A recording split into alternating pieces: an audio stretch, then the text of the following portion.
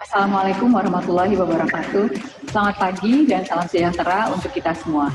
Saya Risa Effendita Rustam, Ketua Panitia 43 tahun diaktifkannya kembali Pasar Modal Indonesia, mengucapkan selamat datang kepada Direksi Perusahaan Tercatat, seluruh tamu undangan dan peserta yang telah hadir di hari kedua rangkaian kegiatan Public Expose Live 2020.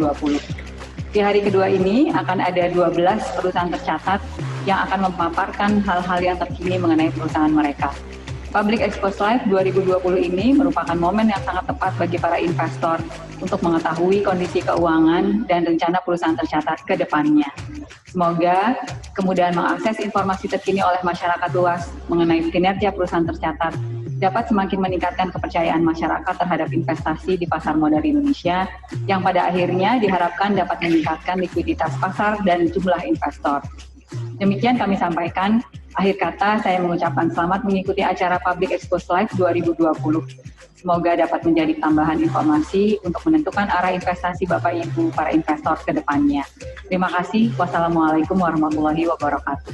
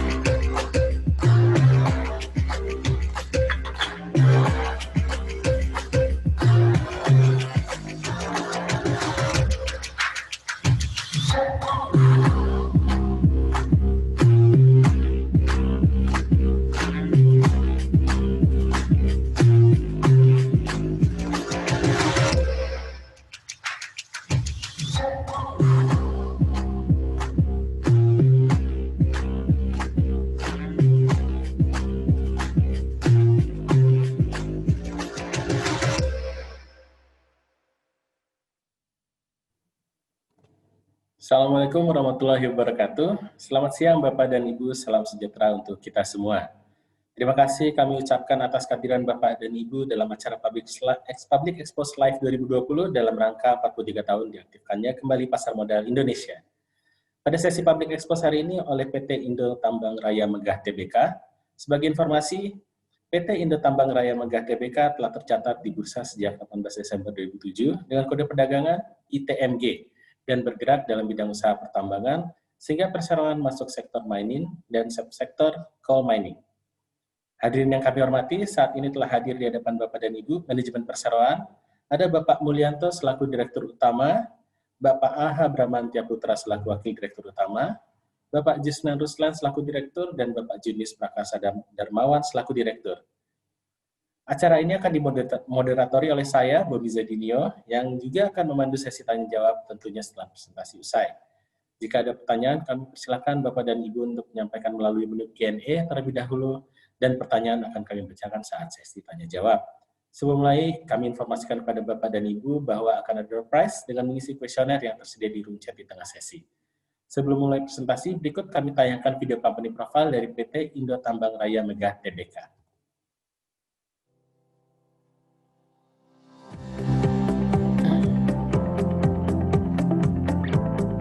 With 7.3 billion inhabitants aspiring for a better life, the world's need for energy grows continuously.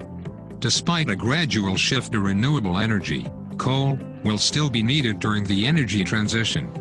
Indonesia relies heavily on coal to fuel electricity generation and to earn foreign exchange. Operating in Indonesia, ITM manages a number of coal mines in areas which were already deforested prior to mining. Permit to mine is conditional on mine closure, that includes forest restoration in the area. The company complies with the regulations on and observes the norms of inclusive and sustainable development throughout the entire value chain, the more so with the issuance of the SDG 2030. ITM strives to carry its mining operations at the most sustainable way across all stages, which each one is planned as much as possible, to avoid causing external costs to the environment, including to the neighboring communities, in everything that it does. Even the mine closure program is carefully developed since the mine planning stages, prior to the coal-getting operation begins. While alongside its course of mine operations, ITM continuously implements programs that create values for the future of its neighboring communities. Such example programs on the fields are maternal and infant health and nutrition, clean water system, integrated farming and fishery, economic development that boosts existing local potentials, adult literacy, refresher courses for teachers and so on.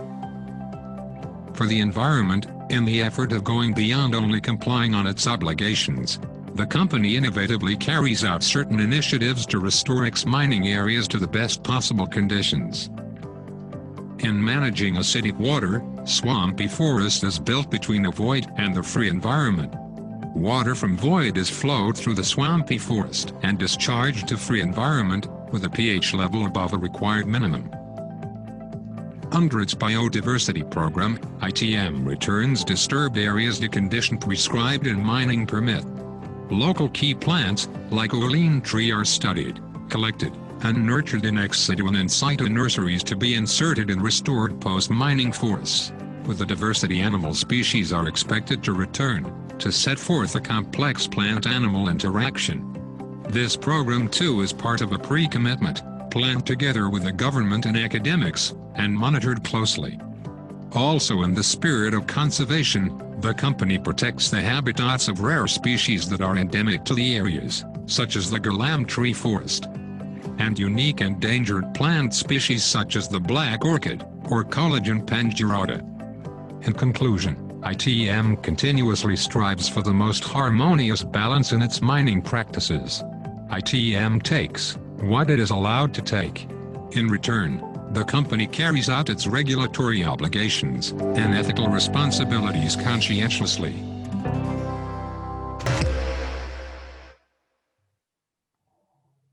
Baik, video yang sangat luar biasa. Untuk memulai presentasi, saya persilakan kepada Bapak Mulyanto untuk memulai paparan pada hari ini. Kepada Bapak Mulyanto, kami persilakan.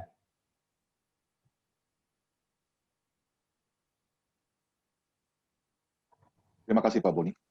Selamat datang semuanya. Terima kasih sudah bisa join ke Indo Tambang Raya Megah 2020 Public Expose. Terima kasih atas partisipasinya. Karena pandemi ini, kali ini kita masih lakukan secara online. Semoga next kita bisa face to face ya. Mungkin presentasi ya berikutnya.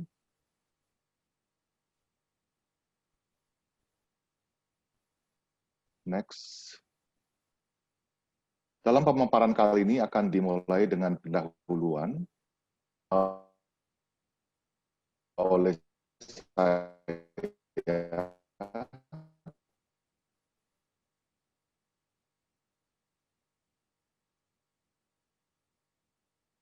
Kemudian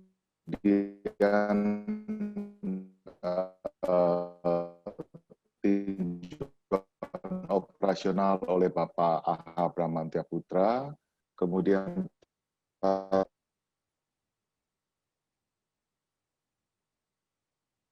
perusahaan ITMG adalah bergerak produk-produk yang berkaitan energi dan services yang berkualitas dan terjangkau. Itu adalah menjadi visi kami PT Indo Tambang Raya Megah. Secara posisi kepemilikan, ITMG 65% dimiliki oleh Banpu, 30% oleh publik. Seperti yang Pak Bomi tadi katakan, kita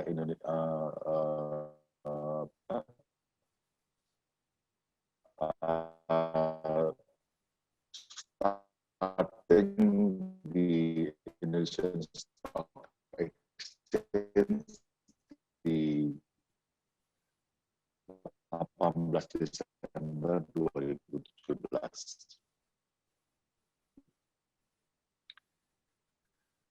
Saat ini Indominco sedang ada di fokus di coal mining atau tambang batu bara.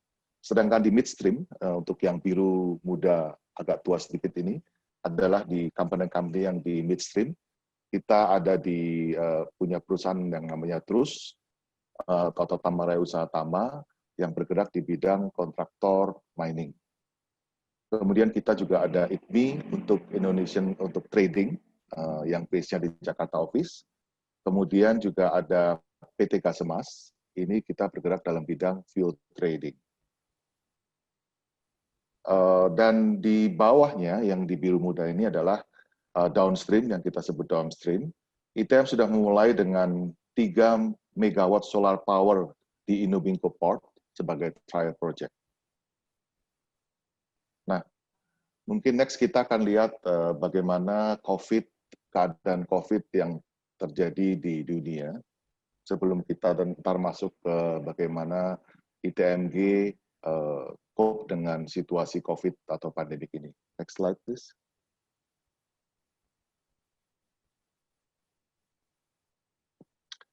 Wabah COVID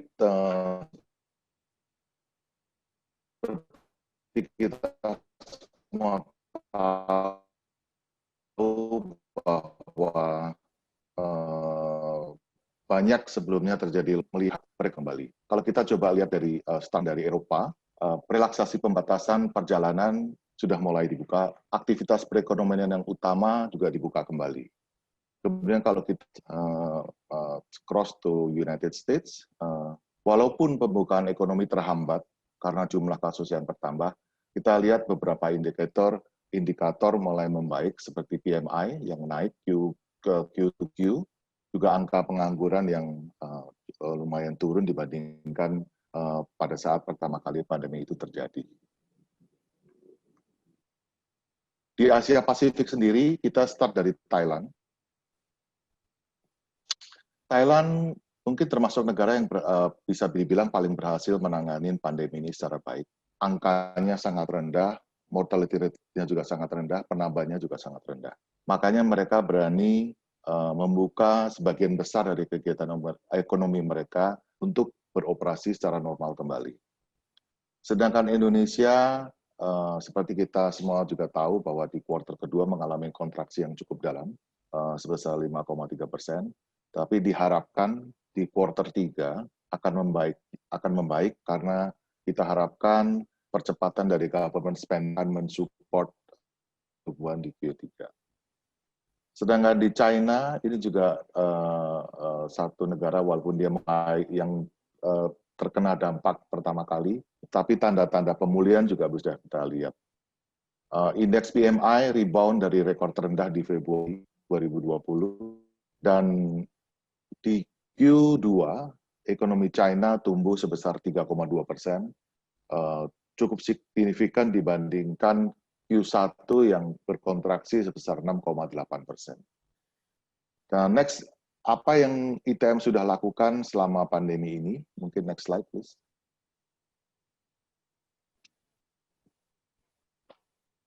ITM untuk selama pandemi ini fokus kepada 3 hal. Yang pertama adalah make sure kita menjaga tenaga kerja kami untuk selalu sehat secara fisik maupun mental. Kita memonitor kondisi mereka per hari dari laporan harian dan menyediakan APD untuk kepastian bahwa selama bekerja, kesehatan dan keamanan mereka terjamin. Banyak protokol yang kita terapkan selama pandemi ini, termasuk work from home, restriksi mobilitas, dan termasuk juga karantina untuk make sure di tambang tidak terjadi banyak movement, sehingga menurunkan resiko terjadinya infeksi. Itu adalah fokus pertama kita, our people. Kedua, our business. Gimana kita mengamankan bisnis Indotambang. ITM menjaga operasional so far tanpa gangguan melalui perencanaan yang cukup cermat ya, dan pelaksanaan inisiatif yang cepat. Aktivitas pertambangan so far tetap normal. Kebijaksanaan isolasi untuk keluar tambang yang tadi seperti di awal tetap consistently kita terapkan.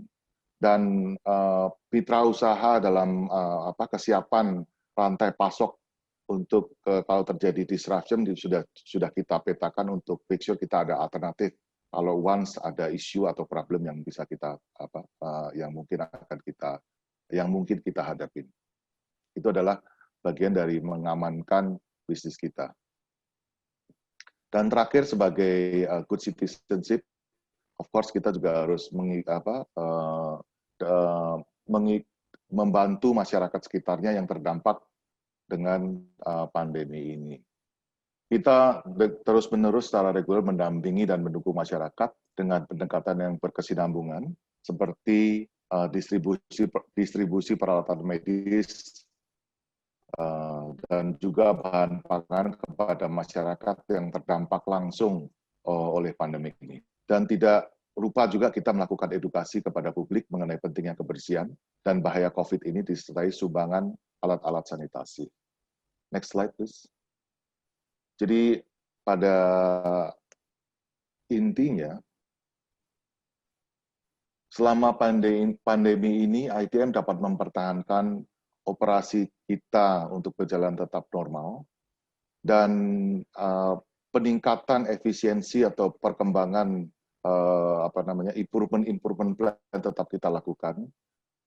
Tahun ini adalah tahun ketiga di mana kita melakukan transformasi digital, dengan harapan kita transcend the trend untuk bisa kita reap secara bisnis, teknologi maupun people kita to be ready dengan arus digitalisasi yang menjadi tren dunia. Kemudian secara konsisten pula sebagai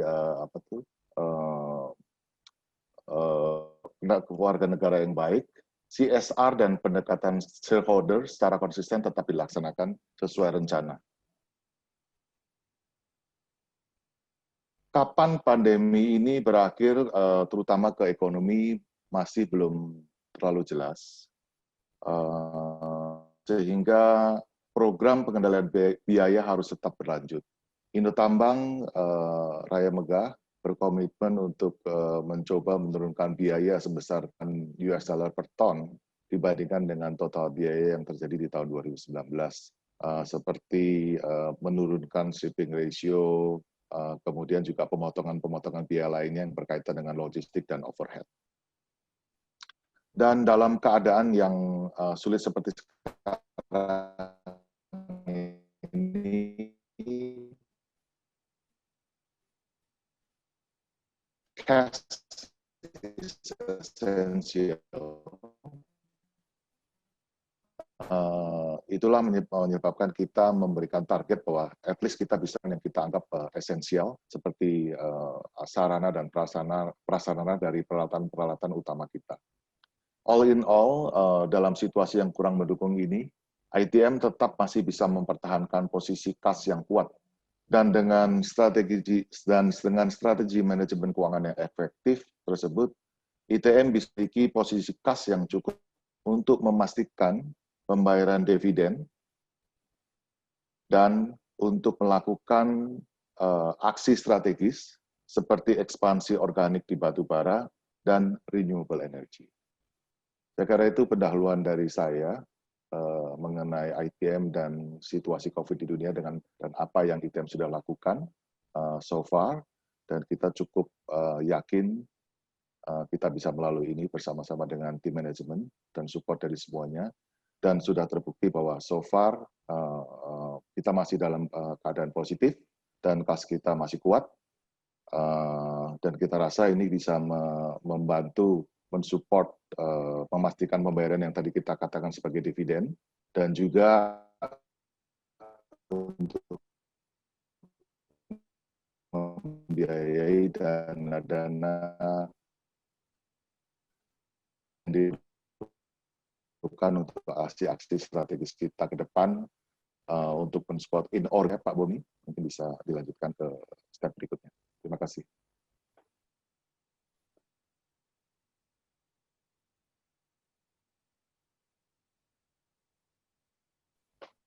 Terima kasih Pak Boni, mungkin bisa dilanjutkan ke step berikutnya.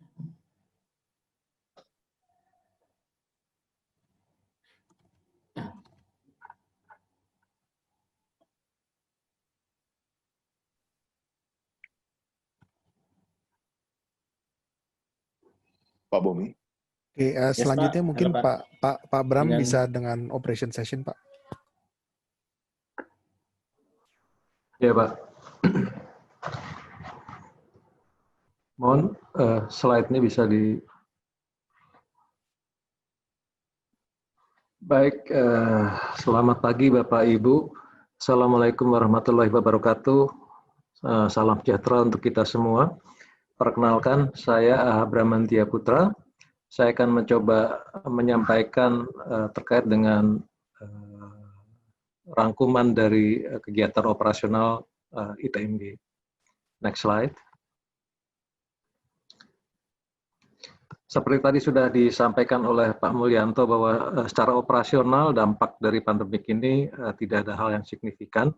Kami cukup ketat menerapkan protokol sehingga operasional kami tidak ada gangguan yang mengganggu sama.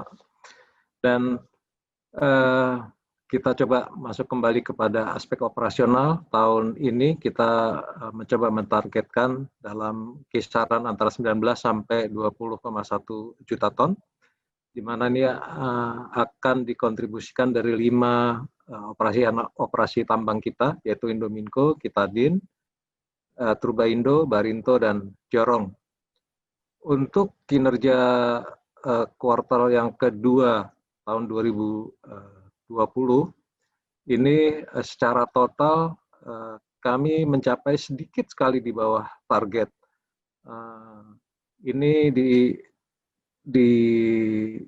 kita dapatkan sedikit permasalahan di Barinto dan juga di Jorong.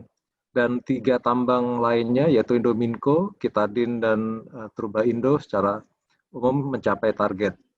Dan untuk kuartal yang ketiga kita rencanakan ini produksi akan lebih tinggi, di mana terutama khusus untuk di Truba-Indo dan Barinto, itu juga kita akan coba melakukan penambangan dengan cara yang selective mining, sehingga kita harapkan bahwa untuk yang di Q3 nanti nisbah kupasnya akan bisa menjadi lebih rendah. Kemudian kita masuk ke slide berikutnya, kita akan masuk ke masing-masing site. Kita masuk ke Indominco. Indominco produksi di tahun 2020 targetnya adalah sekitar 8,9 juta ton, dan kinerja di kuartal kedua ini sedikit di atas target, dan kita harapkan nanti di produksi tahun kuartal ketiganya kita akan coba stabilkan dengan nisbah kupas yang sedikit lebih rendah daripada yang Q2. Di mana rata-rata kita harapkan nisbah kupasnya itu bisa di kisaran antara sekitar 11 sekian. Kemudian kita masuk ke slide berikutnya, yaitu Melak. Di Melak ini ada 2 site yang kita operasikan, yaitu Truba-Indo dan Barinto. Rencana untuk target produksi Truba-Indo adalah 4,3 juta ton, dan Barinto pada kisaran antara 2,6 sampai 3,7 juta ton. Ini nanti akan tergantung dari keputusan pemerintah terkait dengan rencana kerja dan anggaran belanja. Kinerja Truba-Indo untuk kuartal yang kedua, Truba-Indo mencapai target sesuai rencana, dan produksi untuk Q3-nya kita rencanakan akan melonjak cukup tinggi. Ini dikaitkan dengan beberapa perubahan rencana yang terkait dengan selective mining, di mana kita akan coba lakukan penambangan pada nisbah kupas yang lebih rendah. Untuk Barinto, pencapaian sedikit di bawah target. Ini dikarenakan adanya kendala keterlambatan peralatan kontraktor untuk masuk ke Truba-Indo, ke Barinto, sehingga menyebabkan pencapaian produksi sedikit di bawah target. Namun demikian, untuk yang ketiga kita akan coba tingkatkan produksi cukup signifikan, yaitu sekitar 50% di atas rencana Q2. Ini juga dengan kita menerapkan selective mining dengan nisbah kupas yang lebih rendah. Selanjutnya kita masuk ke slide berikutnya, yaitu Kitadin. Kitadin sendiri sebetulnya ada 2 site. Yang saat ini masih produksi adalah yang Kitadin Embalut. Embalut ini pada Q2 mencapai target sesuai rencana, dan kita harapkan di kuartal ketiga di Bakupas juga akan stabil, dan rencana produksinya kurang lebih sama. Selanjutnya untuk Tandung Mayang saat ini terus melakukan aktivitas penutupan tambang, di mana proses ini sudah mendekati final, sehingga kita harapkan tidak dalam waktu berapa lama lagi kita akan coba ajukan pengajuan untuk dilakukan penilaian oleh pemerintah. Dan slide yang terakhir untuk operasional yaitu Jorong, next slide. Jorong rencana produksi adalah berkisar antara 1,4 sampai 1,6 juta ton, dan di Q2 tahun 2020 ini pencapaian Jorong ini sedikit di bawah target. Ini juga terdampak faktor curah hujan yang sangat tinggi di Kalimantan Selatan, dan itu merupakan salah satu karakter di daerah sana, yaitu justru di Q2 inilah curah hujan sangat tinggi di sana. Namun demikian, kita rencanakan untuk yang Q3 dan selanjutnya, kita akan coba stabil untuk nisbah kupas, dan juga produksi kita akan rencanakan kita bisa capai lebih tinggi. Demikian untuk rangkuman aspek operasional, dan kemudian saya kembalikan kepada moderator. Terima kasih. Wassalamualaikum warahmatullahi wabarakatuh.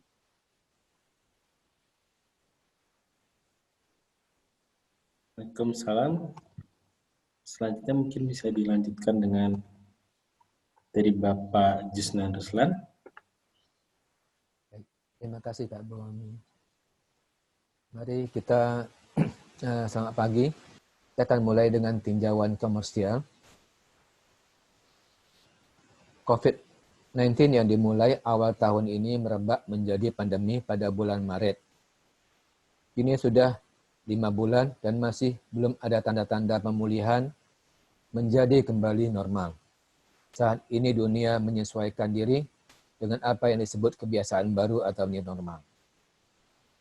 Kerusakan ekonomi telah terbukti dan merupakan guncangan ekonomi terbesar yang pernah dialami dunia dalam beberapa dekade. Kuartal kedua tahun ini yang paling berdampak karena pandemi COVID-19 telah menyebar secara global dan mengganggu perekonomian serta mempengaruhi pasar keuangan. Batu bara termal juga tidak terkecuali. Permintaan global terpukul sebagai akibat dari banyak negara yang melakukan PSBB, lockdown, dan menurunkan total permintaan energi, termasuk listrik. Meskipun sudah ada relaksasi yang dilakukan di banyak negara, namun pemulihan berjalan lambat dan hanya pada sektor tertentu.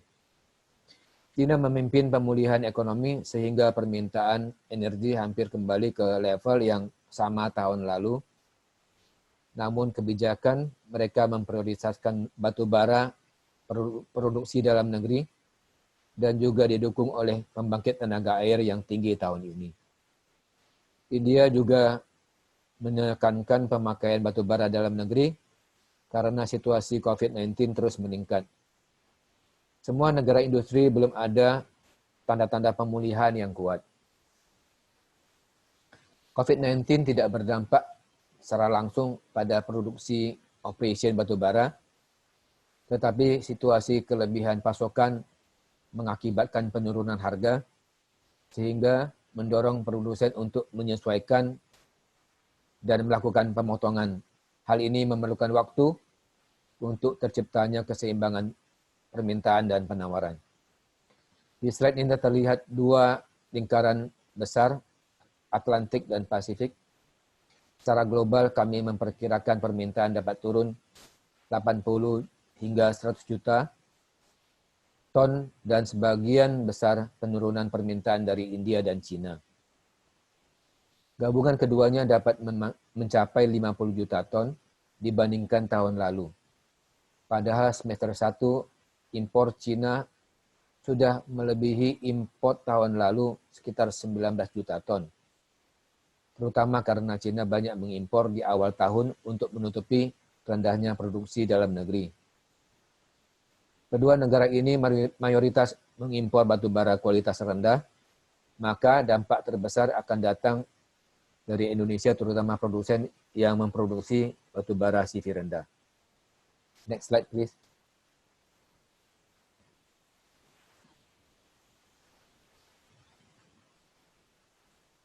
Berhubungan dengan penjualan batu bara, semester 1 tahun ini, total penjualan kami telah mencapai 11,1 juta ton, sedangkan produksi 8,9 juta. Kami terus memperluas pangsa pasar dan basis pelanggan di pasar domestik, terutama ke segmen industri pengolahan pemurnian smelter yang tumbuh sangat cepat sejalan dengan kebijakan pemerintah mendukung industri yang memberikan nilai tambah pada produksi mineral. Dan juga Malaysia yang mana permintaan listrik mereka tidak begitu terdampak pada pembatasan skala besar atau lockdown, meski pasar ekspor melambat akibat pembatasan COVID di beberapa negara Asia.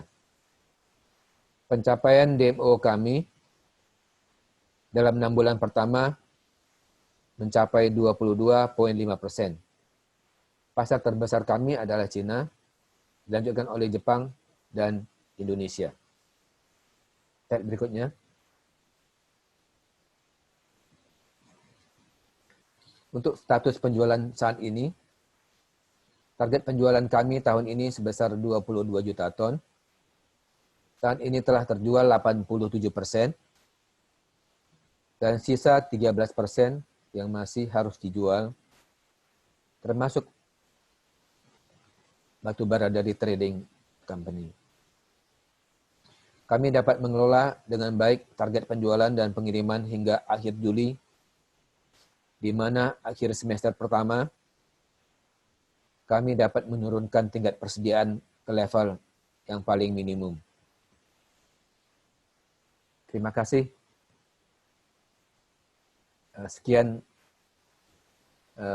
review dari saya. Terima kasih.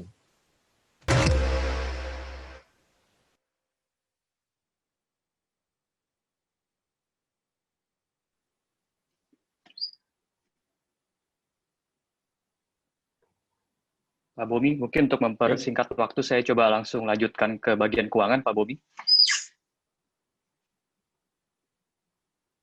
Baik, Baik, selamat pagi. Ya, selamat pagi Bapak Ibu. Perkenalkan nama saya Junis Darmawan. Saya akan coba memaparkan bagian review keuangan. Slide berikutnya.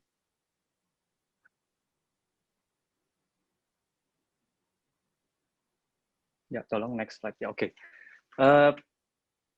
Sampai dengan kuartal kedua tahun 2020, perusahaan berhasil mencatatkan penjualan bersih senilai 653 juta dolar dibandingkan dengan pencapaian tahun lalu sebesar 893 juta. Ini terutama disebabkan oleh penurunan harga sebesar 19% atau 13 dolar per ton, dan juga volume penjualan sebesar 1,2 juta ton. Berikutnya untuk slide, mohon naik slide berikutnya. Oke. Namun dengan margin laba kotor, dengan penurunan pendapatan tadi, perusahaan masih dapat mencatatkan margin laba kotor sebesar 287 juta dolar pada kuartal kedua. Ini juga penurunan selling price sebesar 11%, namun margin hanya sebesar 6%. Ini sejalan dengan program cost reduction yang berhasil dijalankan perusahaan selama 6 bulan pertama di 2020 tersebut. Untuk jelasnya di slide berikutnya ada ulasan mengenai harga produksi yang berhasil kita capai. Next slide.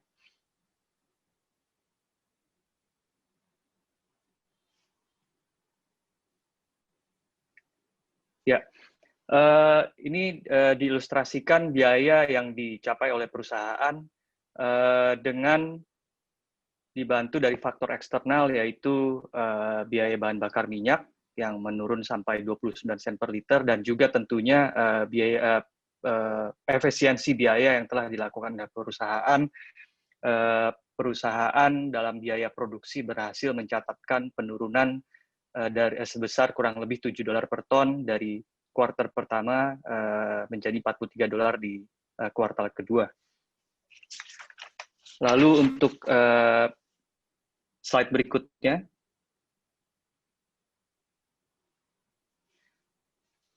dengan faktor-faktor yang telah dipaparkan sebelumnya terkait dengan pendapatan dan juga biaya yang perusahaan coba kendalikan, EBITDA perusahaan pada paruh pertama tahun 2020, perusahaan masih berhasil mencatatkan EBITDA sebesar $79 juta dibandingkan tahun sebelumnya sebesar $127 juta.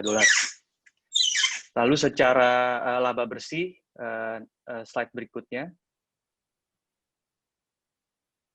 Oke, laba bersih untuk kuartal kedua ini memang perusahaan masih berhasil mencatatkan sebesar $14 juta, walaupun memang kondisi kuartal kedua ini di mana pengaruh dampak COVID terhadap ekonomi sangat besar. Jadi secara kumulatif pada paruh tahun pertama 2020, perusahaan masih berhasil mencatatkan laba bersih senilai hampir $28 juta. Lalu seperti yang telah disampaikan sebelumnya terkait dengan kondisi kas keuangan dari perusahaan, slide berikutnya. Jadi posisi keuangan atau neraca balance sheet dari perusahaan, yang pertama yang kami ingin sampaikan bahwa perusahaan masih berhasil membukukan posisi kas yang cukup kuat, yaitu sebesar $208 juta pada akhir kuartal kedua. Bahkan di paruh pertama 2020 ini posisi perusahaan dalam keadaan zero loan balance, di mana posisi 11 juta yang di akhir 2019 sebetulnya lebih kepada working capital, dan kami sudah bayarkan pada saat paruh pertama di 2020. Lalu untuk terkait rencana, mungkin next slide, terkait dengan rencana belanja modal. Ini memang target yang kita rencanakan di tahun 2020 ada sebesar hampir $50 juta, dan pencapaian pada paruh pertama sebesar $11 juta. Perusahaan sedang mengkaji langkah-langkah terkait dengan keadaan sekarang ini, terkait dengan rencana belanja modal ini ke depannya. Lalu slide terakhir, ya, ini secara historical, perusahaan ITMG secara rata-rata membagikan payout dividen sebesar antara 70% sampai 100% dari net profit, sedangkan di final dividen 2019 yang terakhir perusahaan bayarkan adalah sebesar payout 73% pada 2 Juni 2020. Sebesar Rp570 per lembar saham. Demikian paparan keuangan dari ITMG, kami kembalikan ke Pak Bumi selaku moderator. Terima kasih. Baik, terima kasih banyak. Paparan yang luar biasa. Selanjutnya kami akan masuk kepada sesi tanya-jawab. Cukup banyak pertanyaan yang telah masuk, dan kami telah memilih beberapa pertanyaan dari Bapak dan Ibu untuk disampaikan kepada perseroan. Mungkin kami akan membacakan satu persatu. Pertanyaan pertama dari Bapak Joni. Di sini Bapak Joni menanyakan berapa cadangan batubara ITMG dan berapa persen kebijakan dividen payout ratio dari ITMG sendiri. Boleh langsung dijawab, Pak. Terima kasih. Oke, terima kasih Pak Boni. Cadangan kita sekitar 300 jutaan, dan itu bisa dengan proses produksi seperti sekarang ini bisa last for another 14 years. Kalau untuk dividend payout ratio, seperti yang kita lihat bersama bahwa kita selalu memberikan yang cukup tinggi, tadi antara 70 sampai 80. Cuman untuk saat-saat ini kita harus combine dengan kebutuhan growth in the futures ya. Itu kira-kira Pak Boni. Baik Pak Mulyato, terima kasih banyak. Kami langsung masuk ke pertanyaan kedua dari Ibu Inka. Ibu Inka menanyakan, ke depannya apakah ada rencana pengembangan portofolio untuk produk coal seperti coking coal untuk tujuan ekspor, serta percentage change year-to-year growth-nya seperti apa? Lalu estimasi jumlah dan rencana penggunaan CAPEX-nya seperti apa, mengingat sudah ada pembangunan solar hybrid power plant. Nah, ke depannya apakah ada rencana pengembangan portofolio di bidang energi atau industri lainnya, Pak? Mungkin seperti itu. Silakan. Terima kasih Pak Bomi. Mungkin ini juga bisa menjawab pertanyaan yang saya tadi coba baca terkait dengan apa yang akan kita lakukan ke depan, dengan tren coal-nya seperti apa, bagaimana itu Indo Tambang Raya Megah akan coba meng-cope dengan situasi seperti itu ya. Seperti yang kita ketahui bersama bahwa batu bara boleh dibilang banyak menjadi perdebatan apakah itu environmentally friendly atau tidak, dan bagaimana ke depan apakah masih ada prospek atau enggak. Kalau boleh bilang bahwa ke depan kita lihat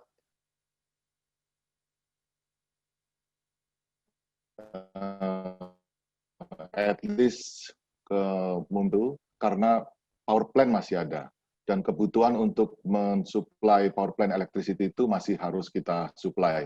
Kita membangun power plant bukan hanya untuk 5 tahun atau 10 tahun. Memang ini akan menjadi salah satu apa yang harus kita lakukan, make sure bahwa environmentally friendly juga kita coba tuju. Makanya Indo Tambang Raya Megah juga mempunyai apa yang disebut mining with responsible, good mining and responsible. Kita banyak lakukan hal-hal yang berkaitan dengan environmental, kita banyak mendapatkan penghargaan dalam hal mengelola tambang kita secara environmentally friendly. Itu yang kita lakukan. Dan ke depan, saya pikir kita juga tidak bisa melupakan tren dunia ya. Tren dunia kan kita ngomong mengenai digitalisasi, environmental energy yang renewable, dan hal-hal seperti itu. Seperti yang kita lihat tadi di structures, kita sudah mulai dengan solar power plant di 3 MW sebagai trial project. Dan ke depan kita melihat ini adalah tren yang harus diikutin. Kita dapat dukungan dari yang kuat dari Head Oka di Thailand, di mana mereka juga sudah melakukan banyak renewable energy renewable energy pipeline ya yang ada yang mereka lakukan, dan kita bisa kolaborasi dan bersinergi dengan mereka untuk make sure dan itu bisa dilakukan di Indonesia juga. Jadi secara keseluruhan kita bilang bahwa ke depan kita pasti berpartisipasi dalam bentuk renewable energy, dan juga make sure digitalization itu bisa merubah cara-cara berbisnis juga dengan lebih efisien dan lebih efektif. Itu Pak Boni. Baik Pak, terima kasih. Masih ada pertanyaan berikutnya Pak dari Ibu Weli. Bu Eli menanyakan bagaimana strategi perusahaan dalam menjaga tingkat profit margin di tengah merosotnya harga batu bara. Silakan Pak.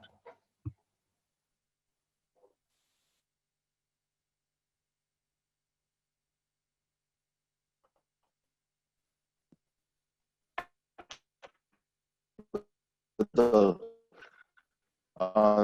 Terima kasih Bapak. Kita bagaimana ke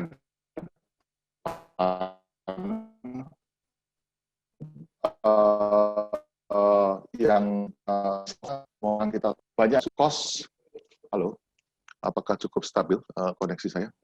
Mohon maaf, seperti yang kita bicarakan depan bahwa kita akan mentargetkan. Oke, kita mentargetkan penurunan biaya sebesar $8 bandingkan